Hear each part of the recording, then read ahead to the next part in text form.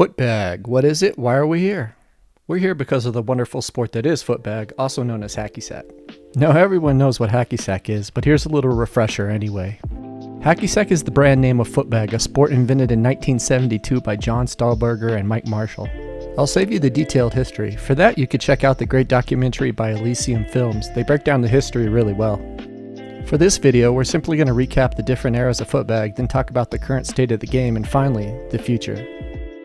The first chunk of time is the 1970s with the creation of the sport by John and Mike. During this era, footbag rose up as an alternative activity with many grassroots tournaments and events.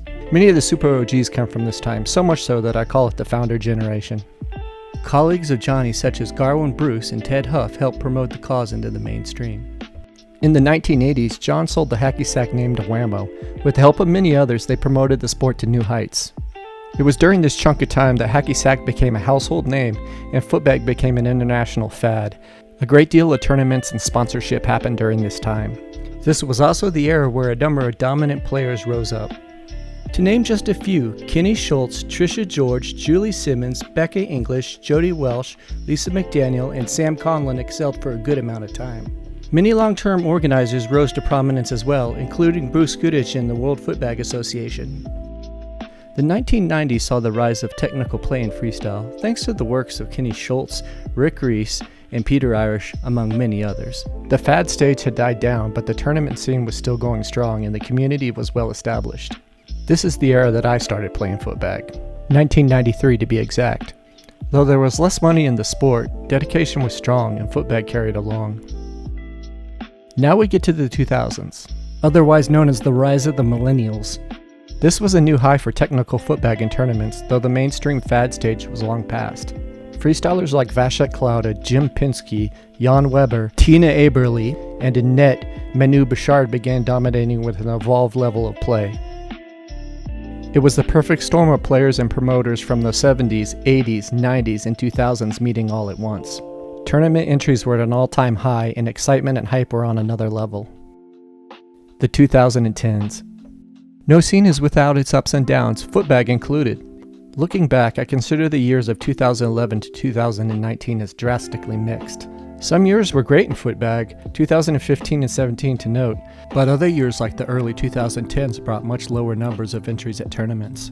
People were either retiring, getting injured, or simply moving on from the sport to pursue other interests. I wrote a similar article about this in 2013 named The State of Footbag. Overall hype was lower, but not extinguished.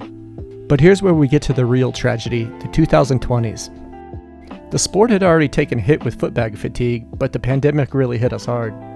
Ours wasn't the only sport that was affected, but since we were already in a downtime, it hurt that much more. Sadly, once the pandemic lifted, some people didn't return. Folks had simply gone digital and felt less need to venture out.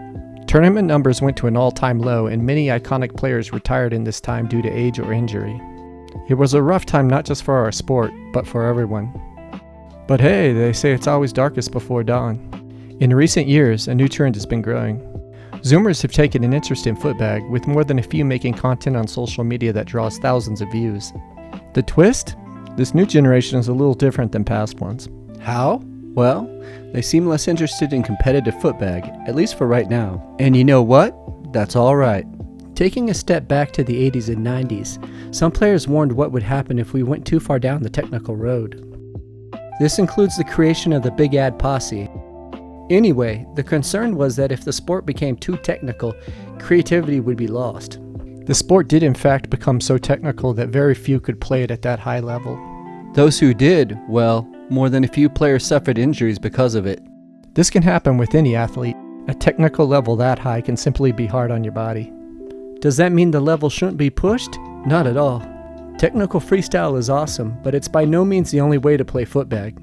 Circle kicking is on the rise again, and I for one think that's great. In fact, many of the new kickers aren't as aware of the giants of the past, and that's not necessarily a bad thing. It brings a fresh perspective on the sport and renewed energy. I wholeheartedly support this. Freestyle footbag and footbag net will always be around, and some people will always push it as far as possible. But many in this new generation seem content with just playing to whatever degree, making social media videos, and just kicking it around with friends. Many of them don't have footbag shoes, though they're still doing tricks to varying degrees. It's wild, but I would call the time we're going into as the reboot. Now, that doesn't mean ditching the past. Tournaments should always be the standard, just like any sport. But if large groups of people met up at simple jams just to circle kick and network, great. It's not a question of the sport going one way or another, but more if it can go multiple ways. The answer is yes.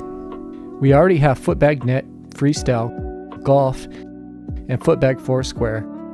Our scene is already super social, so having more cooperative play again would be great.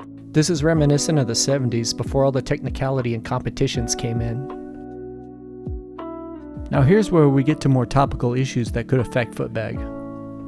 As more things can be faked or deep faked online, people might get motivated to seek more in-person experiences again, i.e. more people might want to touch grass again. This definitely benefits footbag, which is at its best with real-world interactions. It's a real, tangible thing, which might become a lot more important in the near future. So what comes next? Well, if any indication from the 2025 US Open in Portland, Oregon, this new reboot path is really opening up to us. There were a lot of OGs at the event, but also many fresh faces and newer people who circle kick there. Awesome. If you're new to the game and want to get more involved, we definitely welcome you. And whichever way you want to go with the sport, know there's a great community of people that are just happy to see you kicking. You can think of our tournaments as festivals. Everyone is encouraged to attend and play how they like. Competition is just one part of our events, with the largest part being our social scene. Internally, the sport is on the upswing, with more people playing freestyle and net again. If there's a takeaway from the history that I covered in this video, it's that footbag goes in waves, ebbs and flows. Right now we're heading into a new time of growth across the board, and it's about time. Freestyle in particular is going through some innovative changes, adopting a more creative playstyle than it's seen in years. The change is a welcome and necessary one. And in net, more than 20 years after his last world title in singles, the Michael Jordan of our sport, Kenny Schultz, has retaken the crown. Nice work, Kenny. Anyway, moving forward, there are still issues to tackle. Sponsorship and funding are big ones, and presentation is another. But as of right now, it feels like a new page is turning in our sport. The key item to take away from all of this is people simply playing and being part of our scene. It doesn't matter whether you play net, freestyle, golf, foursquare, or circle kick, just as long as you play. And that's where I'll end it for today. Get out there and play, my friends. There's a world of good people to meet, and maybe, just maybe, footbag can take you around the world.